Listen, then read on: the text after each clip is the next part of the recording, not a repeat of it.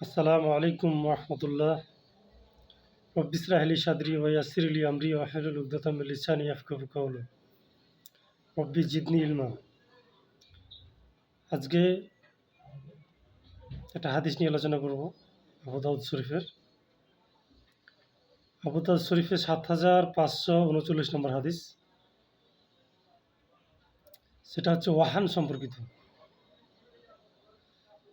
আল্লাহ নবী সাহাবীদেরকে বললেন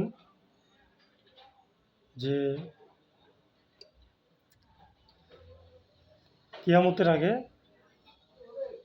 কাফেররা মুসলিমদেরকে ধ্বংস করার জন্য একে অপরের দিকে আহ্বান করবে, যেমনি খাদ্যের টেবিলে আসার জন্য একে অপরকে আহ্বান করে, এবং তারা তোমাদেরকে সমূল ধ্বংস করে দেওয়ার জন্য পুরো পরিকল্পনা, পুরো ষড়যন্ত্র বাস্তবায়ন করবে। সাহাবীরা প্রশ্ন করলেন, তখন কি আমরা সংখ্যায় কম হব? রাসূল সাল্লাল্লাহু আলাইহি ওয়াসাল্লাম বললেন, তোমরা হবে সংখ্যায় অগণিত, কিন্তু তোমরা থাকবে খড়কুটোর মতো। খড়কুটোকে যেমন স্রোত খুব সহজেই ভাসিয়ে নিয়ে যায়।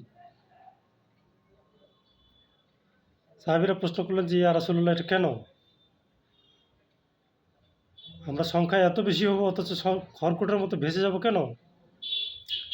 রাসূল সাল্লাল্লাহু আলাইহি ওয়াসাল্লাম বললেন, তোমার ভিতরে ওয়াহান ঢুকিয়ে দেওয়া হবে। ওয়াহান হচ্ছে মৃত্যুকে অপছন্দ করা, পার্থিব জীবনকে আঁকড়ে ধরা কিংবা সন্তুষ্ট থাকা।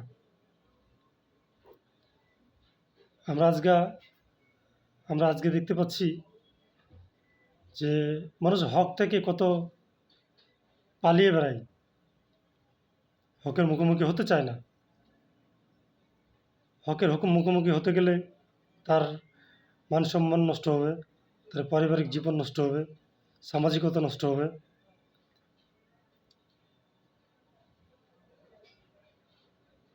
এমনকি ইসলামিক পোস্টে একটা লাইক কমেন্ট করতেও ভয় পায়, না জানি চাকরিটা চলে যায়।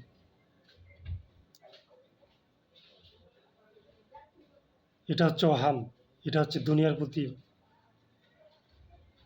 সন্তুষ্টতা। আর এই কথাই আল্লাহ নবী বলে গেছেন, তোমরা হবে কোটি কোটি, অথচ তোমাদের মূল্য হবে খড়কুটোর মতো। বাস্তবে তাই হয়েছে। আল্লাহ আমাদেরকে বোঝার তৌফিক দান করুক। আমিন।